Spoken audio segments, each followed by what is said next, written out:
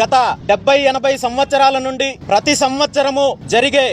దేవుడికి సంబంధించిన ఉత్సవాలలో ఎంతో ప్రశాంతంగా జరిగే ఉత్సవాలను చిన్న చిన్న సమస్యలను అడ్డం పెట్టుకుని ఉద్దేశపూర్వకంగా గొడవలు జరిగేలా చేసి అందులో అమాయకుల్ని ఇరికించి ఇబ్బంది పెట్టే కార్యక్రమం చూస్తుంటే ఈ రాష్ట్రంలో ప్రభుత్వ పనితీరు ఎలా ఉందో, పోలీసుల పనితీరు ఎలా ఉందో మనం గమనించవచ్చు. ముఖ్యంగా గత ప్రభుత్వ హయాంలో అన్ని వర్గాల ప్రజలు ఒక రకంగా ఇబ్బంది పడితే ఈ ప్రభుత్వ హయాంలో అదే పద్ధతి కొనసాగుతోంది తప్ప ఎటువంటి మార్పు కనబడం లేదు. గత ప్రభుత్వంలో చూసాము, దళితుల పైన దాడులు జరిగాయి, బీసీల పైన దాడులు జరిగాయి, మహిళల పైన దాడులు జరిగాయి, హిందువుల పైన, హిందూ సాంప్రదాయాల పైన, హిందువులు చేసుకునే పండుగల పైన, ఊరేగింపుల పైన అనేక రకాలైన ఆంక్షల ద్వారా అనేక రకాల ఇబ్బందులు పెట్టే కార్యక్రమం చేశారు. మరి కూటమి ప్రభుత్వం వచ్చిన తర్వాత అందులో ఏ మాత్రం మార్పు లేకుండా ఇదే విధానాన్ని కొనసాగించి ఇంకా ఒక అడుగు ముందుకు వేసి హిందువులు చేసుకునే పండుగలకు పర్మిషన్లు కావాలి, మండపాలకు పర్మిషన్లు కావాలి, ఊరేగింపులకు పర్మిషన్లు కావాలి, ఇంకా కొన్ని దశాబ్దాల కాలం నుండి జరుగుతున్న